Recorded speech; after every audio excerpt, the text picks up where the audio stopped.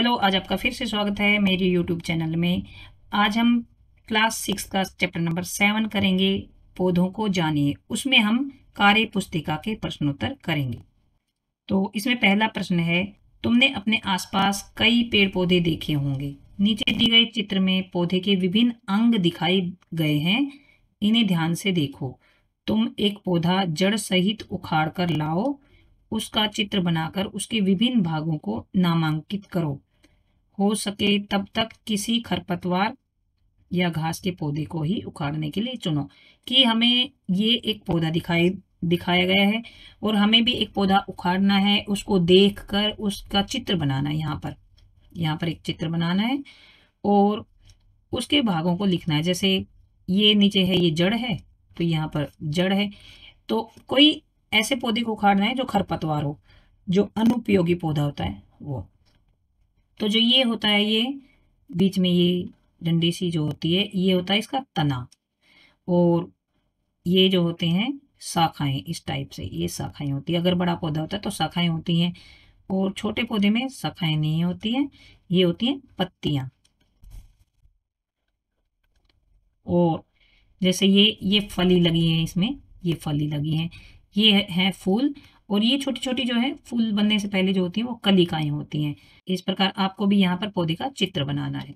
प्रश्न नंबर 2 है, चना व मक्का की जड़ों के चित्र दिए गए हैं, इन्हें ध्यान से देखो और नीचे दी गई जगह में इनमें दिख रहे अंतर लिखो। तो ये देखिए, ये चना की जड़ है और ये मक्का की जड़ है। चना की जड़ जो है वो मूसला जड़ है। मूसला जड़ में एक मुख्य जड़ होती है जो मोटी होती है। दिखाई दे रही है आपको, ये मुख्य जड़ है, ये मोटी जड़ होती है। और तथा छोटी जड़ों को पार्श्व जड़ कहते हैं। ये जो छोटी छोटी जड़ें हैं, ये इनको पार्श्व जड़ कहते हैं। ये दूसरी है झकड़ा जड़ या फिर रेशेदार जड़, ये वाली। तो इनमें कोई भी मुख्य जड़ नहीं होती। देखिए यहाँ पर आपको कोई भी मुख्य जड़ नहीं दिखाई देती, सभी एक जैसी दिखती हैं, सभी जड़ें एक समान दिखाई देती हैं। है चने की जड़ मूसला जड़ का उदाहरण है, यहाँ पर मूसला जड़ है। और मक्का की जड़ जो है वो रेशेदार जड़ का उदाहरण है, यहाँ रेशेदार जड़ लिख दिया है। गए, तुम अपने स्कूल के बगीचे या आसपास उगी खरपतवार, घास आदि को जड़ सहित उखाड़कर उनकी जड़ का अवलोकन करो।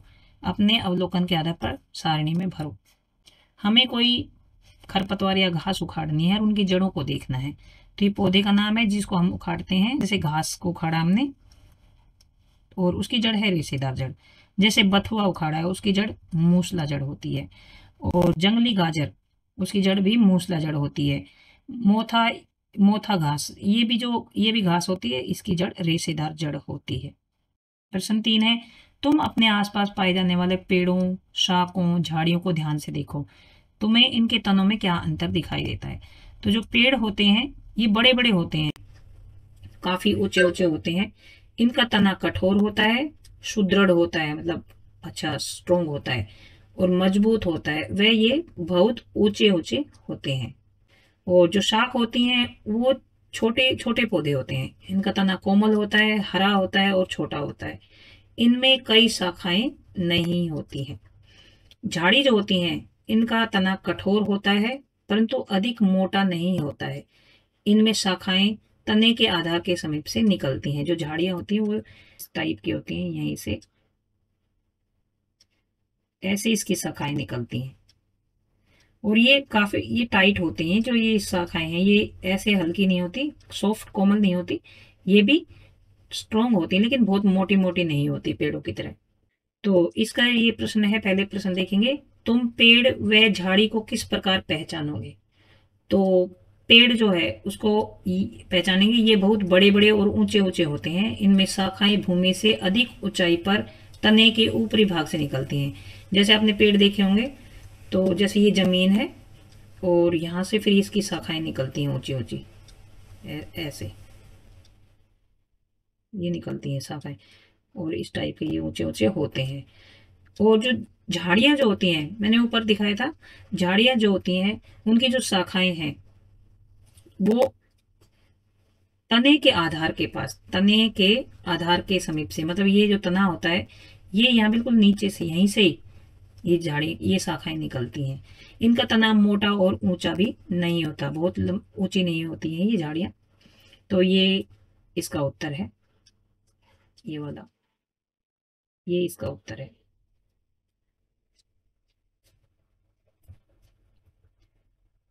लता बेल दो प्रकार की होती हैं, कुछ जमीन पर रेंग कर बढ़ती हैं और कुछ किसी सहारे से लिपट कर ऊपर की ओर बढ़ती हैं।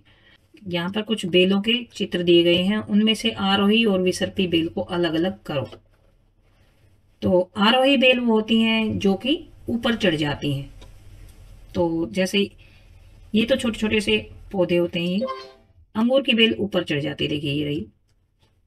और जो अवरोही बेलें होती हैं जो क्रीपर्स होती हैं, मतलब जमीन पर फैल जाती हैं, वो देखिए तरबूज की बेल और यहाँ पर शकरकंद की बेल, ये नीचे रेंगती हैं।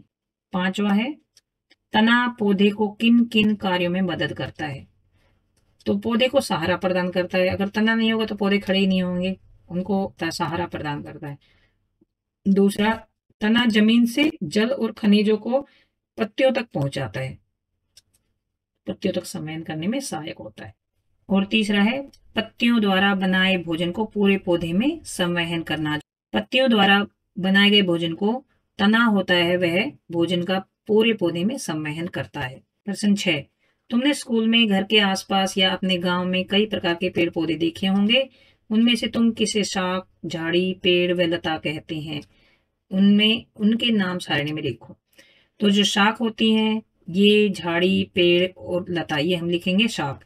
गेंदा शाख होता है, छोटा होता है, बहुत बड़ा नहीं होता है गेंदा का पौधा। धनिया, पुदीना, पालक, भिंडी, ये सब शाख के उदाहरण है। और झाड़ी, गुलाब जो पौधा होता है गुलाब का, नींबू, मोगरा, मेहंदी और बेर, ये झाड़ियों के उदाहरण है। पेड़ काफी ऊंचे ऊंचे होते हैं, नीम, जामुन, आम, शीशम, कीकर। बेलें होती है जैसे खीरा, करेला, लौकी, पेठा और मनी प्लांट, ये आरोही और अवरोही लताओं के उदाहरण हैं। सोचो और बताओ। प्रश्न 7 है, ये मूली का पौधा है, ये आलू का पौधा है। क, ऊपर बने चित्रों के आधार पर बताओ कि मूली मूली के पौधे का कौन सा भाग है। ऐसे दो उदाहरण बताओ। मूली जड़ है, क्योंकि यह भाग जमीन के अंदर रहता है। इसके और उदाहरण है गाजर, गाजर भी इसी तरह से जमीन के अंदर होती है, और सलगम भी, यह जड़ होती है। ख, आलू आलू के पौधे का कौन सा भाग है। आलू जो है वो फल है, फूल है या पत्तियां हैं, यह जड़ है। उत्तर का कारण बताते हुए ऐसे दो और उदाहरण लिखो। आलू तना है, तना है क्योंकि आलू भूमिगत तना कंद है, मतलब जो आलू होता है ना, वो भूमिगत तना का एक उदाहरण है। और इसके उदाहरण इस तरह से ही अदरक भी एक भूमिगत तना है, और हल्दी भी। प्रश्न 8 है, नीचे दिए गए चित्र में पुष्प के विभिन्न भागों को पहचान कर उनके नाम लिखो। तो ये देखिए, हम यहाँ से शुरू करते हैं। ये जो हरा हरा पार्ट होता है, ये होता है बाह्य दल। और इसके बाद जो ये साइड में ये तंतु से होते हैं, ये होते हैं पुंकेसर। और ये बीच में जो होता है मोटा सा, ये है स्त्री केसर। और ये साइडों में जो रंगीन भाग होता है, ये होते हैं पंखुड़ियां। गतिविधि 1 है, नीचे दी गई खाली जगह में तुम एक तरफ मक्के बाजरे की पत्ती का चित्र तथा दूसरी तरफ पीपल की पत्ती का चित्र बनाओ और नामांकित करो। तो ये देखिए, मक्के या बाजरे की पत्ती का चित्र हमने बना दिया है। इसमें ये लंबी लंबी सिराएं होती है, ऐसे सीधी सीधी, ये जैसे दिखा रखी है, ऐसे होती हैं। और ये देखिए, ये पत्ती अलग होती है, इसमें एक मध्य सिरा होती है और साइड में ये छोटी छोटी अलग से ये सिराएं होती हैं। तो इस तरह के शिराविन्यास जो होता है वो समांतर शिराविन्यास होता है, और इस तरह का जो होता है उसको जालिका रूपी शिराविन्यास बोला जाता है। इन पत्तियों में किस तरह का शिराविन्यास है। तो मक्का और बाजरा में समांतर शिराविन्यास है, और पीपल की जो पत्ती है उसमें जालिका रूपी शिराविन्यास है। इस तरह के शिराविन्यास को जालिका रूपी शिराविन्यास बोलते हैं। और ये इस तरह की जो पत्ती होती है, इसमें समांतर शिराविन्यास होता है इस तरह से। बाजरे की तरह की कुछ और पत्तियों के उदाहरण दो। घास, ज्वार और गन्ना, जिसमें समांतर शिराविन्यास होता है।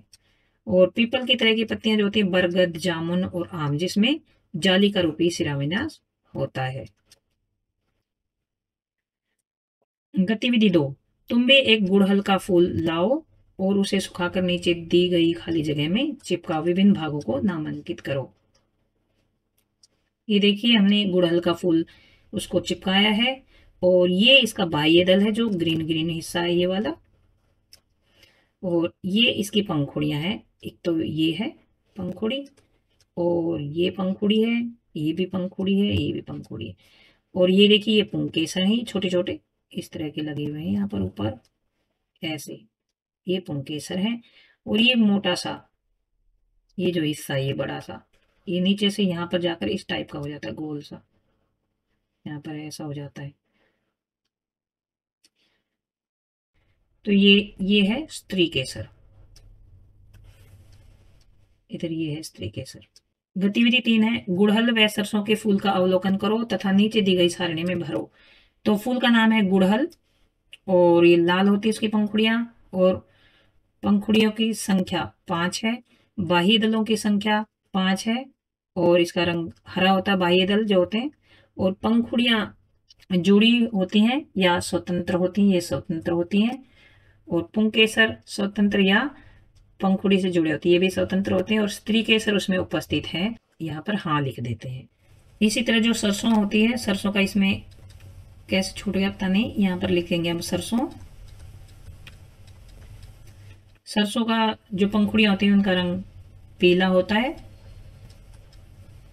और पत्तियां जो होती हैं उनकी संख्या 4 होती है, बाह्य दलों की संख्या 4 होती है, और इनका रंग थोड़ा सा हरा पीला होता है।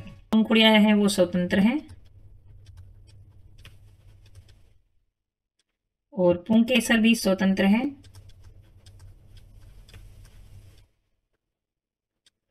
और स्त्री केसर उपस्थित होता है। प्रश्न नंबर 9 है, पत्तियों में सिराओं का प्रतिरूप कहलाता है। पत्तियों में जो सिराएं होती हैं उनका प्रतिरूप कहलाता है सिरा विन्यास। तो यहाँ पर ए आएगा उत्तर। ख है, पंखुड़ियों के बाहर की ओर पाई जाने वाली संरचना बाह्य दल कहलाती है।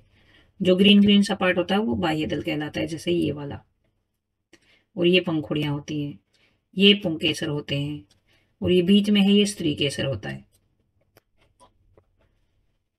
गतिविधि 4 है, वे पौधे जिनकी पत्तियों में जालिका रूपी शिराविन्यास होता है उनमें मूसला जड़ें पाई जाती हैं। समांतर शिराविन्यास युक्त पत्तियों वाले पौधों की जड़ें रेशेदार होती हैं। क्या तुम्हारे आसपास पाए जाने वाले पेड़ पौधों की पत्तियां इकट्ठी करो, इनके शिराविन्यास के आधार पर नीचे दी गई सारणी में भरो। तो पत्ती का नाम है, जैसे आम की पत्ती ले लेते हैं तो उसका जालिका रूपी शिराविन्यास होता है, उसकी जड़ होती है मूसला। जिस भी पौधे की पत्ती जालिका रूपी शिराविन्यास वाली होती है उसकी जड़ मूसला जड़ होती है। गुड़हल की जालिका रूपी शिराविन्यास होता है और मूसला जड़ होती है। ज्वार की पत्ती जो होती है उसका समांतर शिराविन्यास होता है, उसकी जड़ें रेशेदार होती हैं। और बाजरा का समांतर शिराविन्यास होता है और रेशेदार जड़ें होती हैं। यहाँ पर जो पाठ है उसके कार्य पुस्तिका के प्रश्नोत्तर खत्म होते हैं। अब हम नेक्स्ट वीडियो में नेक्स्ट चैप्टर के प्रश्नोत्तर करेंगे। अगर आपको समझ आ गया है तो चैनल को सब्सक्राइब करें, अपने दोस्तों को शेयर करें और लाइक करें। अगर कुछ समझ नहीं आया है तो कमेंट बॉक्स में लिखकर पूछ सकते हैं। Thanks for watching.